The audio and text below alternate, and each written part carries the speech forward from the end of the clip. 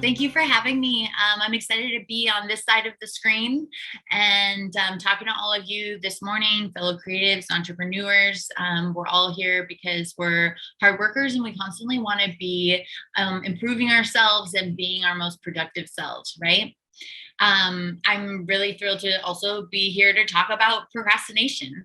And I really enjoy this map by Gemma Carell here. And I want you to join me throughout this really conversation that we can have this morning because, you know, I want you to jump in and share. And so I just wanted to have you all join me. And right now in the chat box, tell me, where will we find you on this map of procrastination?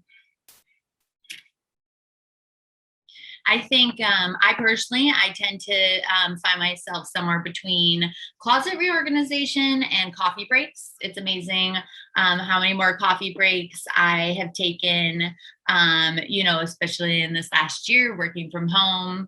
I know a lot of people are telling me they have the sudden urge to do a lot of laundry, Mount Gaming, social media for us.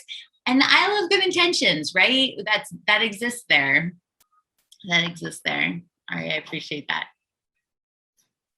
So also maybe you can relate to a bit of grand tour. I like this.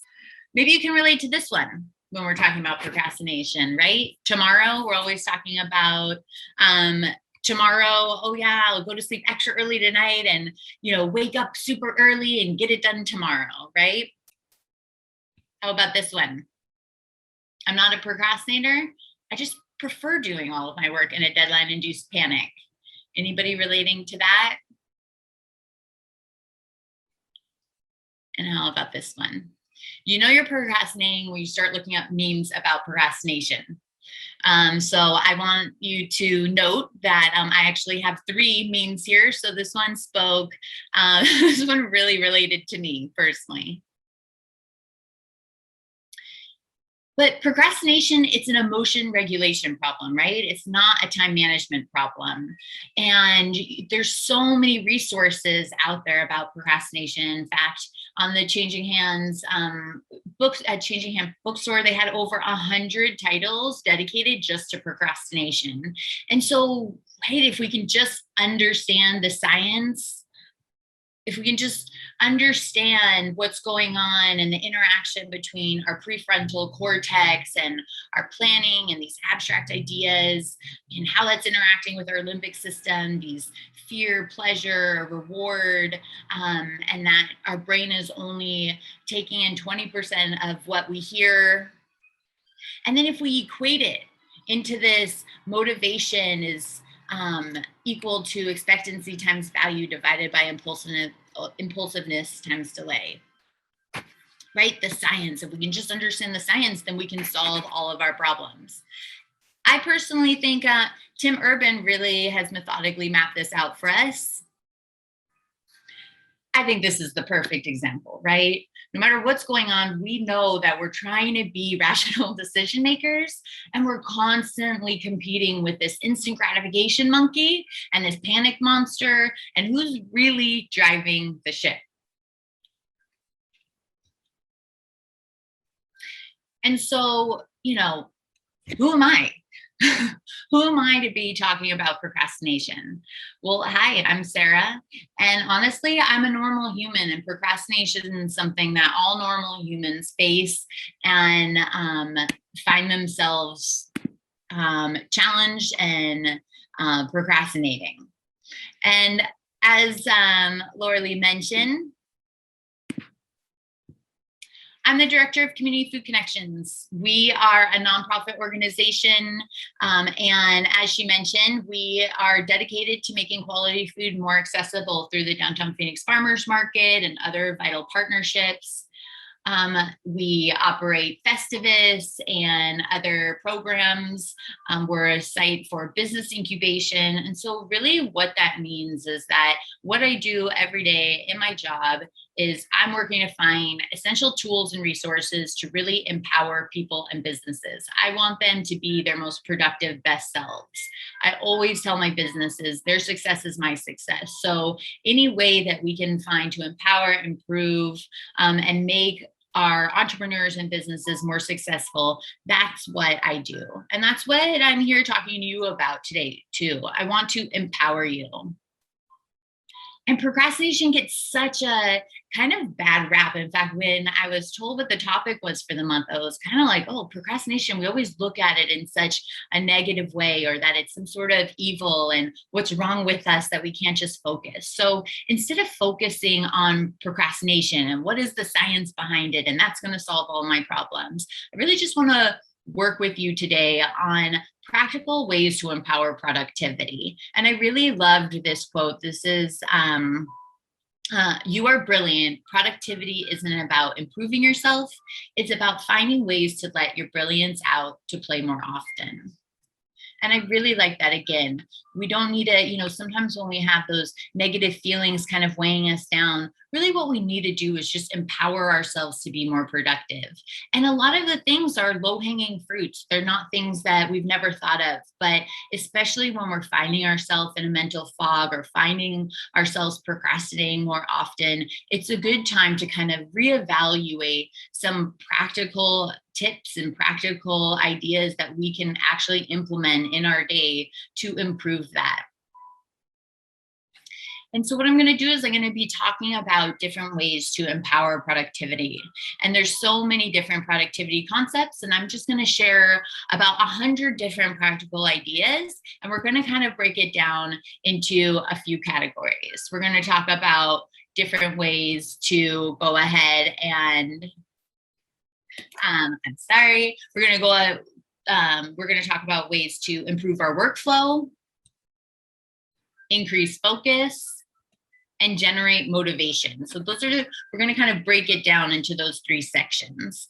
And everything that I mentioned here today, some of the things aren't going to speak to, because empowering our productivity and decreasing procrastination, time wasted procrastinating, it's really a personal journey. So some of the things I mentioned to you, they're not going to be right for you. And so I want you to just identify some of the things that you're like, oh yeah, have I been doing that lately? Or maybe I need to rethink this. Maybe I need to say no to that. So again, I'm going to go ahead and I'm just going to share some practical ideas to empower productivity. And then, of course, like I mentioned, I really want this to be a dialogue. So throughout this time that I'm talking to you, I'm also going to have you jump in and share tips on the chat, ways that you are able to kind of fulfill these three areas. So first of all, we'll start with increasing our workflow, right? We really need to set ourselves up for success.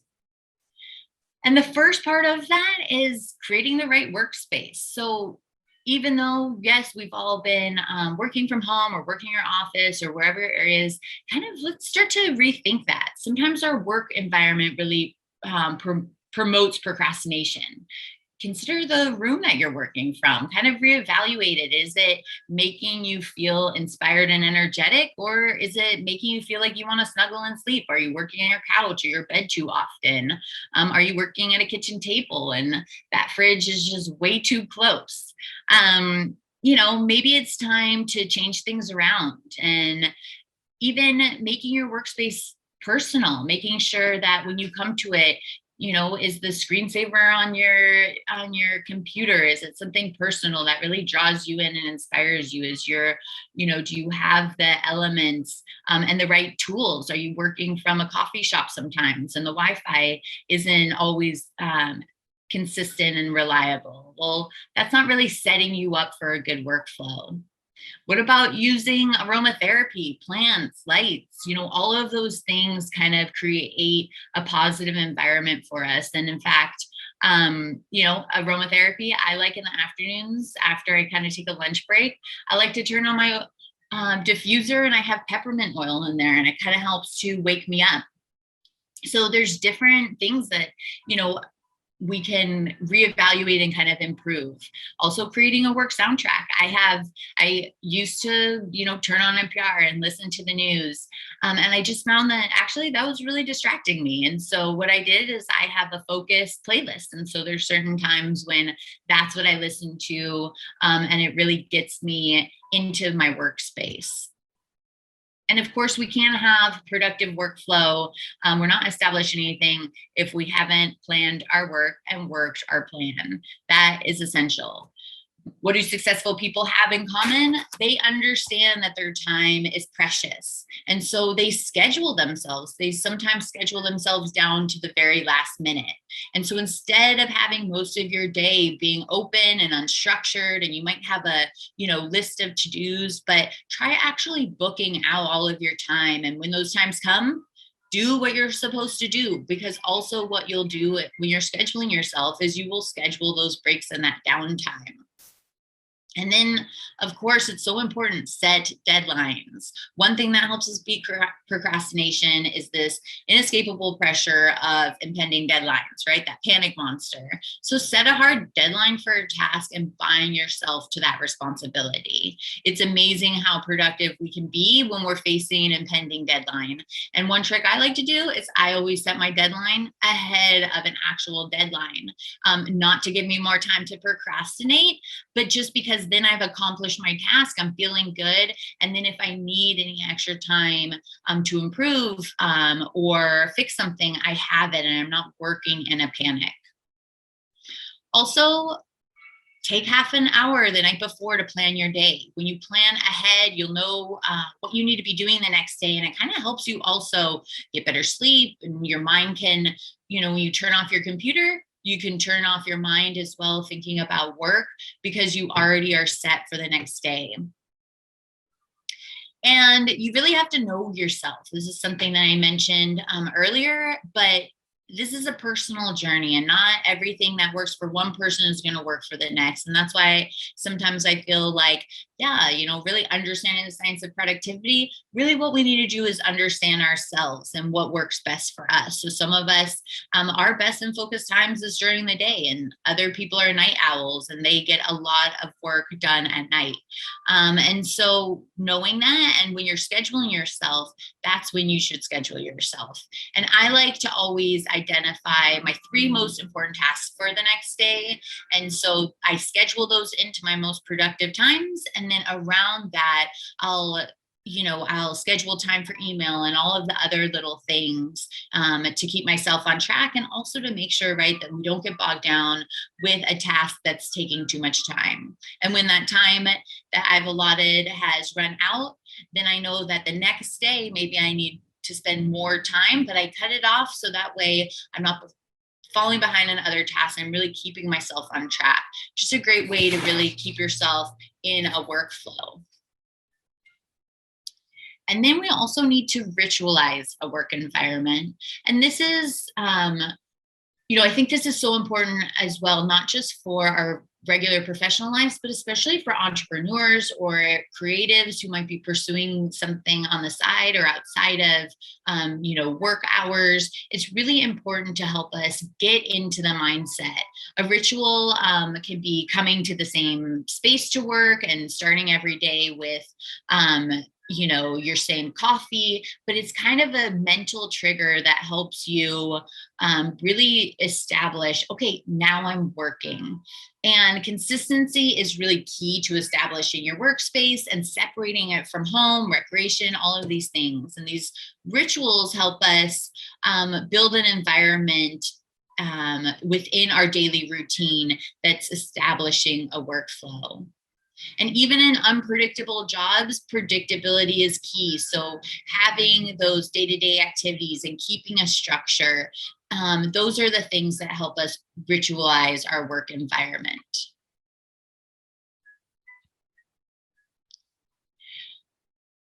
And it's also extremely important to be accountable, whether it's weekly check-ins with a coworker or setting up your own deadlines and announcing them to others. When we have to answer to somebody else, that helps us reinforce the job that needs to get done. When I know that one of my team members or community members is relying on me to get something done that I said I will be more accountable and less likely to procrastinate because somebody else is expecting that from me and I'm not going to let them down. It's also important to work with your team and be communicating effectively, right? Asking for help and passing off tasks when that's critical could really help increase our productivity. And I think if there's two factors when we're collaborating with coworkers, it's communication and trust. So being a team player and knowing when to call in for reinforcements, but also making sure that your manager, that your employees, again, that your program partners, that they're informed and they know of specific deadlines and they know what they'll be able to expect from you, and that there's clear deliverables that can really help us establish better work habits. Poor communication skills can really affect productivity, right? We all know this. Lost productivity can occur when instructions and messages are unclear. Unclear messages lead to confusion, frustration, waste of time. So all of these things that aren't setting us up for great workflow. So what are some ways that you can increase communication, especially in teams? And that's about also balancing solitary time and group activities. So again, it's kind of setting up those expectations. And then also utilizing productivity apps and tools, especially over this last year, where there were even more and more tools and apps and virtual ways to communicate and organize teams and organize yourself. So I think it's been a great way that we can also kind of like minimize those distractions. So in the chat box, I'm going to invite you to share some of your favorite productivity apps and tools that maybe you've discovered recently or that you've been working with for years. And that way we can share them as a group and kind of go away with some physical tools that some of us can explore and work into our life. And then the other part about being productive, right, and establishing a workflow, I like to call it the Disney method, especially for things like content creation. Sometimes we make things more challenging for ourselves. What can we streamline? What kind of templates for whether it's email communications that we know go out every month, or maybe it's literally social media posts and blog posts. How can we kind of establish more of a streamlined approach to update and kind of recycle that same structure, but instead of having to start over from square one every single time that we're talking about creating content or executing a project. Chat box is hidden. Are we getting any great productivity tools? A paper to-do list, absolutely. I know that right now my team is really trying to be more proactive about using Asana, but I am such a sucker for my notebook and my checklists, and so that's definitely something. Some tips for gamers. I love this. Forest. Plant digital trees and grow them. I like that. We'll talk about motivation. I like that. And Quitter. Oh, okay. I don't know Quitter. Pocketbook for written to-do lists. Yes. Yep. Just like handwrite things.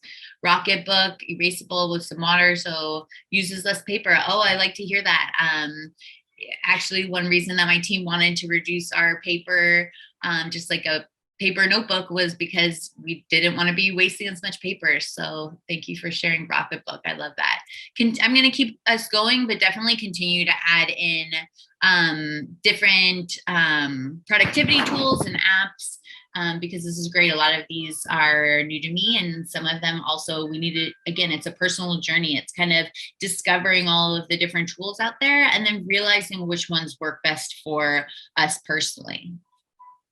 So then, of course, right, we need to increase focus. That's a huge part of productivity. And while granted, these things aren't the root cause of procrastination, something like getting enough sleep is critical, right? Sleep's the new thing. And even though sleep has always been the thing, when we're through these like hard changing times in our culture, and we sometimes being busy and being overwhelmed for a while, that was kind of like getting enough sleep. Is that possible? Sounds fake. I like that. But really, it's prioritizing. I think for so long, we've kind of had this badge of honor of, oh, I work so hard. I'm so exhausted. I'm overwhelmed. I don't have time for that. But actually prioritizing those things. And, that might mean not watching the movie at the end of the night, or different tips to just really carve out that time to make sure you get sleep and even drink water. I started to do this thing in my daily planner where I literally put 8 check boxes, and then throughout the day I cross off as I drink my glasses of water. And honestly, we'll talk about motivation, but it's extremely motivating. It's something easy that I can accomplish, but it also just makes sure that I'm drinking water throughout the day and I'm not just chugging down cups of coffee, because that's not going to help me focus.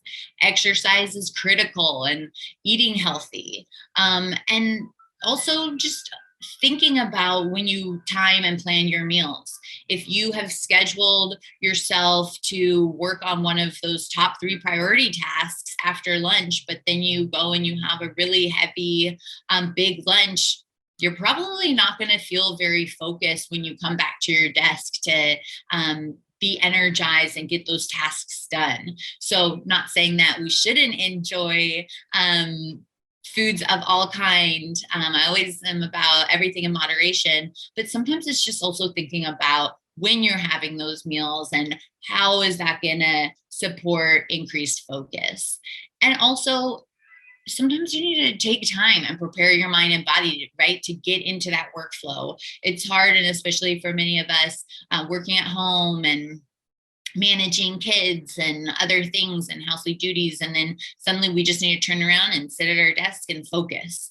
That can be really challenging. And so what things can you do to kind of like take that time and prepare? Because having a healthy body and a healthy mind is really going to increase our ability to focus.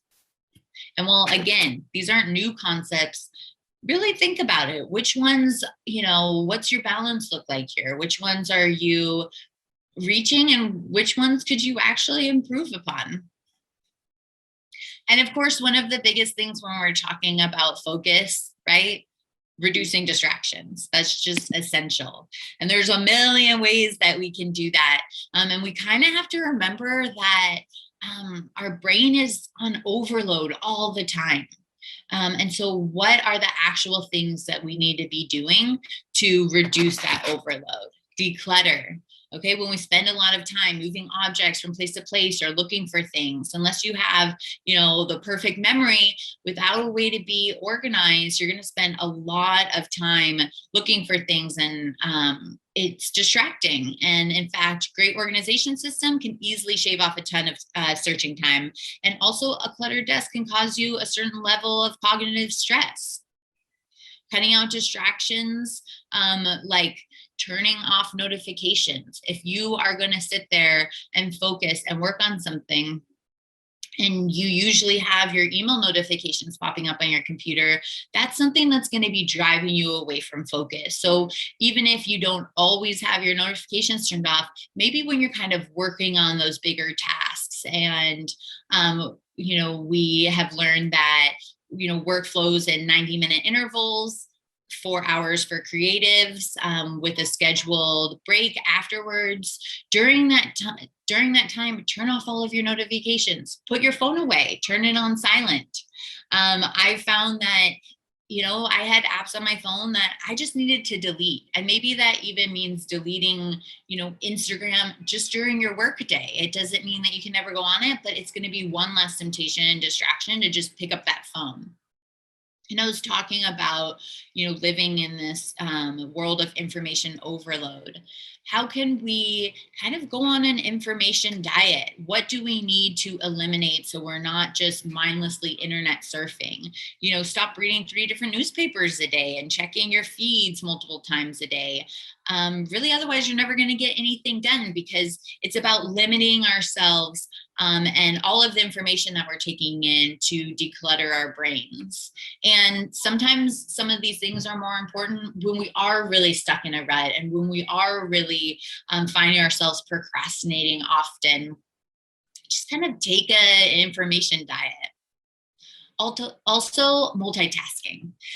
Sometimes people feel like this is a skill, right? I'm really good at multitasking, but I found that I feel like it's kind of a myth.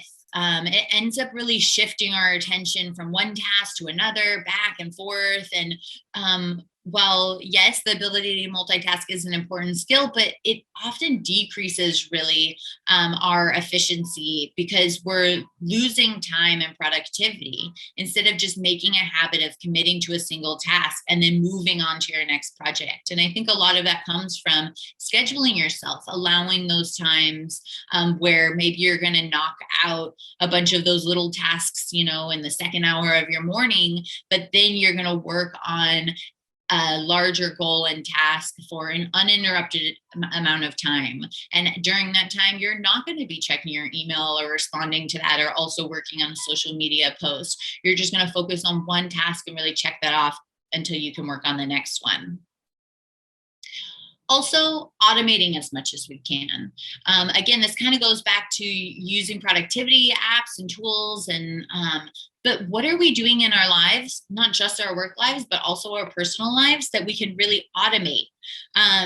Figuring out how to automate even your bills or your lights, or really absolutely anything within your scope of work and within your personal life. It can increase focus, because again, we're decreasing that mind clutter. Even I like to personally just have days where that's my day where I get all of those personal things done. So in a way, I'm just automating my brain not to have to worry about cleaning this or doing the laundry all throughout the week. I kind of have chunked that into a time.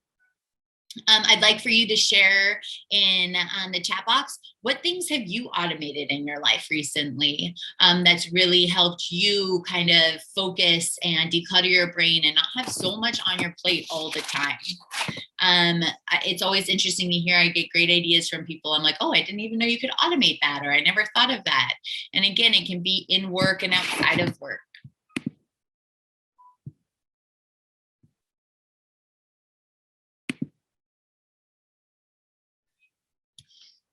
I'm going to keep going, but please continue to share in the chat. Yes, automating is such a huge help. And I'd love to really hear from everybody different ways, things that we can automate, and it's really inspirational. Also, right, sometimes decreasing distractions and increasing focus, it's not just about our personal, oh, it's so easy to pick up the phone and surf the phone and listen to the news and constantly be keeping an eye on our email. Some of those things is also about setting boundaries at work. And okay, I said I only had 3 memes, but I really love this one. Please don't talk to me. I have no self-control and will talk to you for 2 hours and get no work done.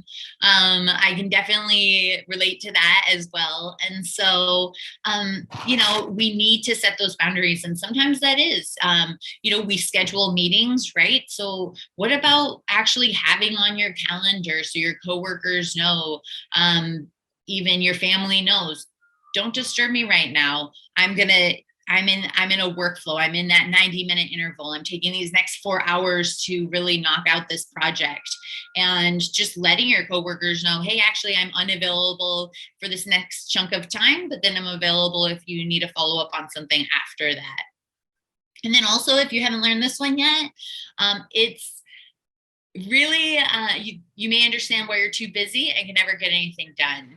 We really need to reduce the number of things on our plate, and not always be adding things. So every time that somebody asks you to do something, actually just stop and think. Our initial reaction, right? We want to be great players, or if you're an entrepreneur, sometimes you don't want to turn down an opportunity.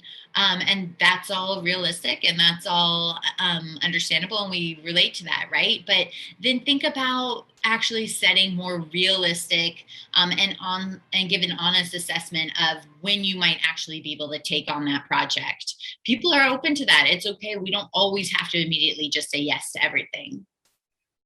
Also, Lorley and I were talking about this earlier, but rethinking meetings, does everything need to be a meeting? Meetings can be a huge waste of time because a lot of times they're scheduled for an hour, and, is it truly necessary? I have a lot of people trying to schedule weekly hour meetings with me. That's a lot of hours out of the day. And I've had to say that I just can't commit to that, because also meetings can be really distracting.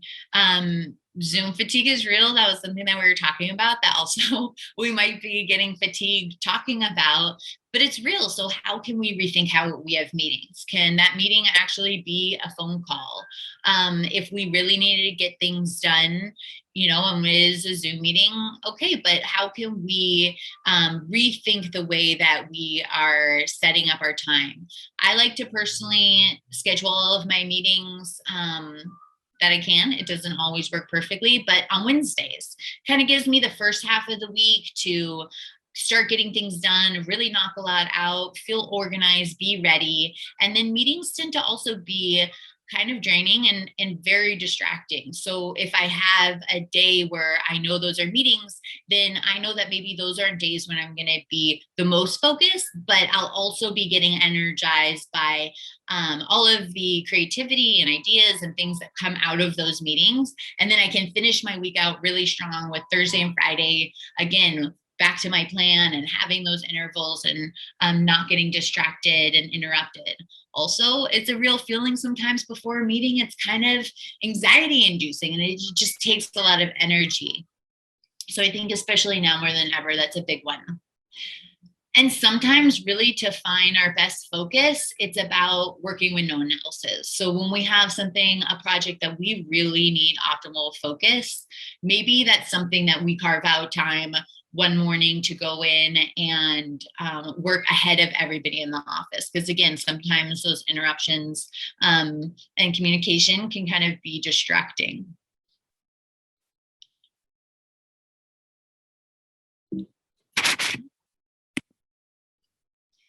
And then also be prepared, right? Know that we are humans. We're gonna have that feeling to procrastinate, that monkey, make room for the monkey mind. That's how I like to look at it.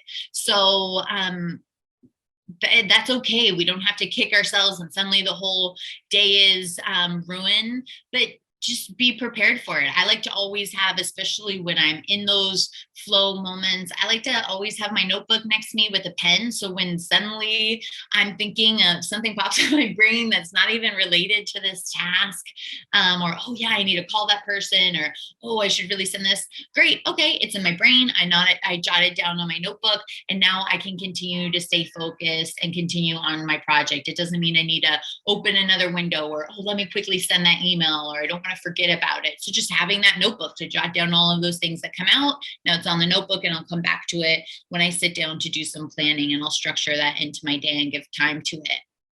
Also, of course, right?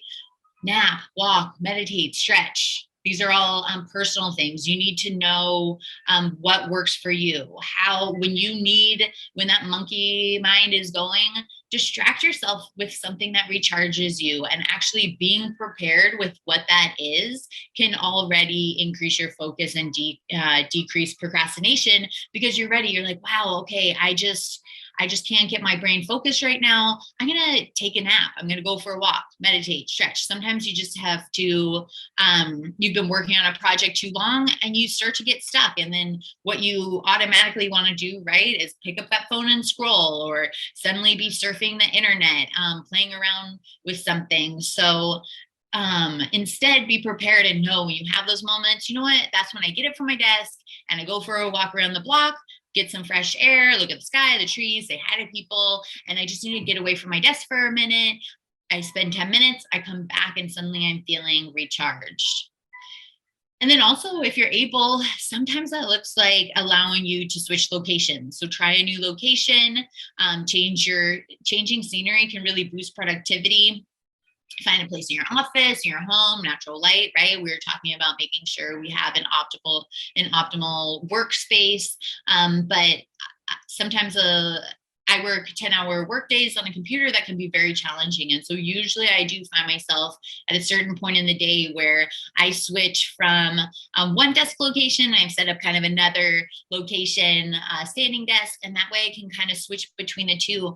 And it's really just knowing yourself, um, understanding, kind of like feeling that trigger and being like, okay, yeah, I'm starting to get distracted. Great time to change location and recharge.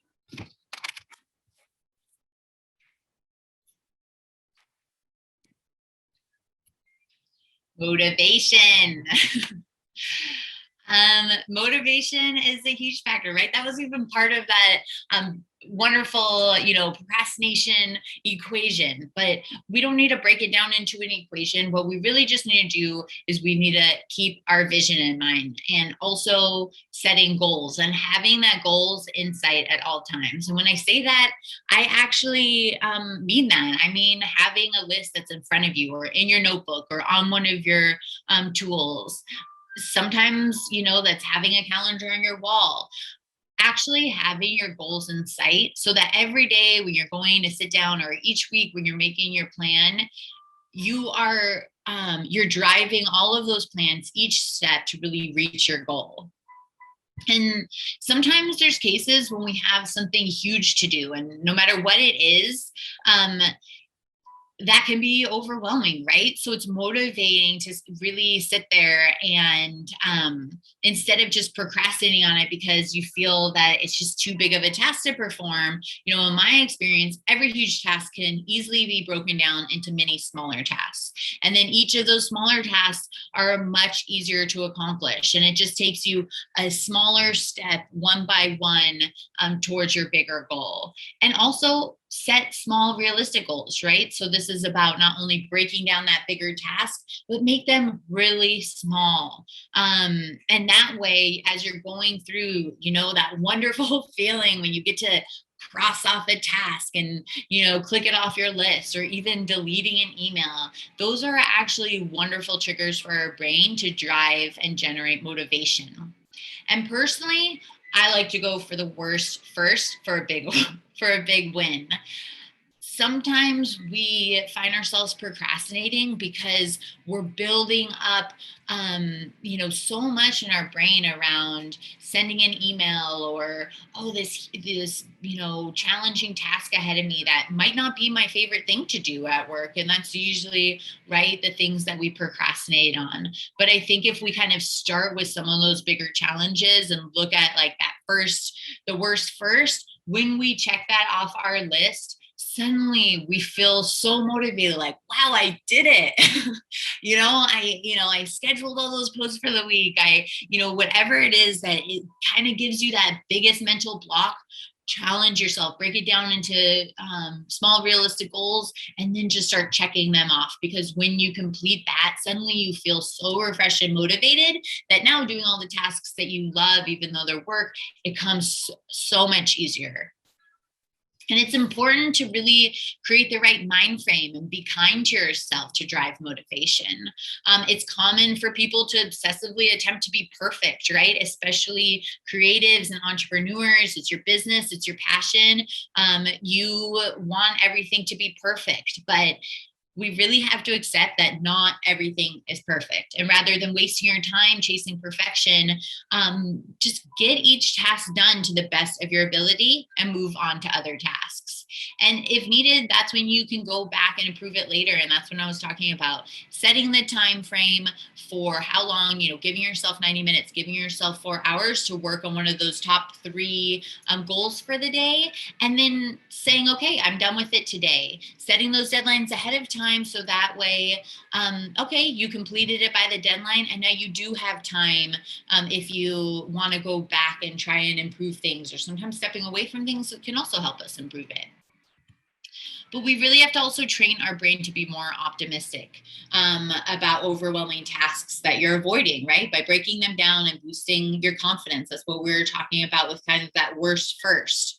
And notice the behaviors that you have and the way that you talk to yourself. Sometimes you have to remind yourself that you are your best friend, and you have to stop complaining and creating negativity around a task or negativity around a team or a coworker, and really start to be optimistic.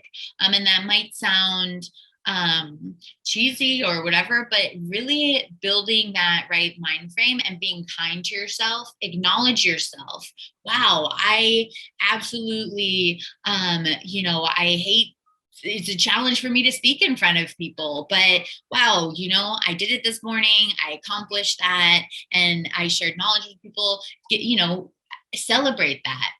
And it's also important to get feedback. Sometimes we're so much in our heads and we're complaining, we're thinking all of these things. And when we get feedback, whether that be from a coworker, a boss, it can even be from a friend, tell them what you're working on. And just getting feedback can kind of also sometimes help motivate you and set you in the right mindset, realizing, oh yeah, okay, I'm doing the things that I need to. It's a journey, and I'm breaking those down and I'm moving forward. So getting feedback can also motivate us instead of weighing us down, trying to understand and analyze everything in our own heads. And we were talking about rewarding ourselves.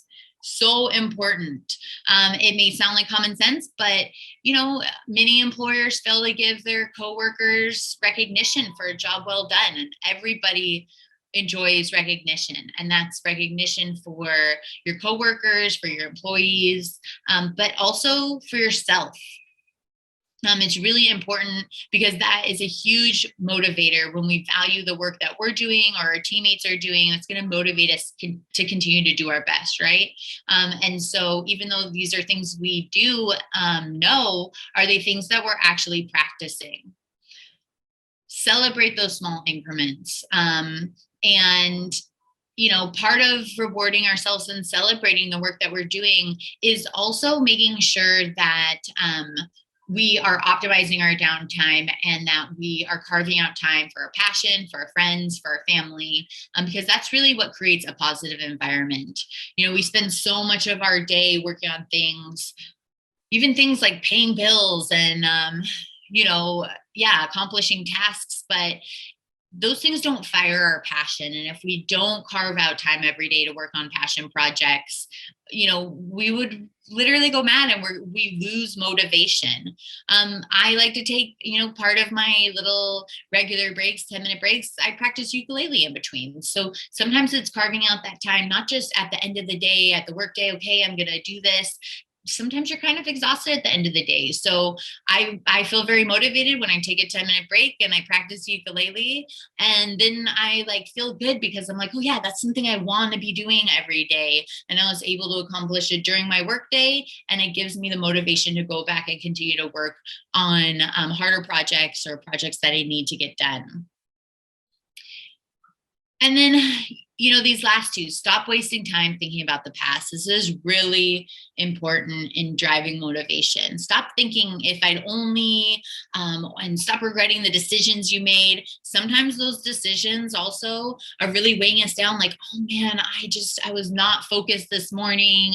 I'm not staying on task, and I've been procrastinating. I didn't follow my schedule today. Well, if we're just ruminating and all of that, and all of those feelings, thinking about the past, or, oh my gosh, that thing I said in the Creative Mornings presentation, I used my hands too much, whatever it is, it's not going to motivate us to continue forward, right? What's happened in the past has happened in the past. And the best thing we can do is really to start thinking about the future.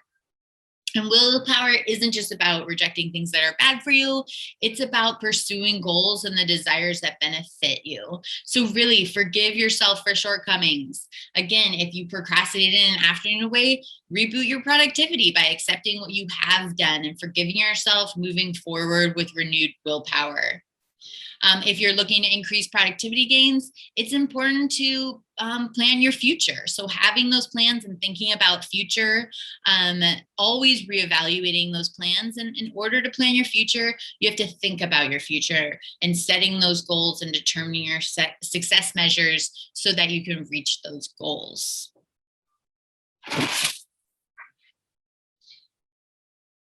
So I mentioned earlier that we really, our brains really process or take in about 20% of what we hear, 10% of what we read. So I just have been sharing this list really to just empower productivity. And so I really hope today that if you go away with just 10 or 20% of some of these actual ideas that we can implement into our day, the things that stuck out to you, or the things that maybe had you think like, oh, when is the last time I actually like gave myself a pat on the back for something that I accomplished? Or, wow, yeah, I do need to go on an information diet. I just keep consuming way too much news, and that's always in my brain.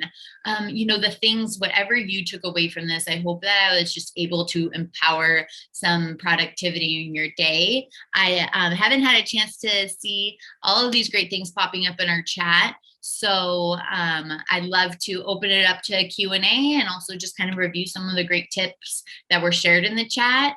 If you have other ways that you like to motivate yourself or increase focus, drive workflow, please continue to share them in the chat. It's really valuable for all of us as creatives, as entrepreneurs, as hardworking people, right? We're just always looking for those tools and those ideas to shape our workday and really be our best selves.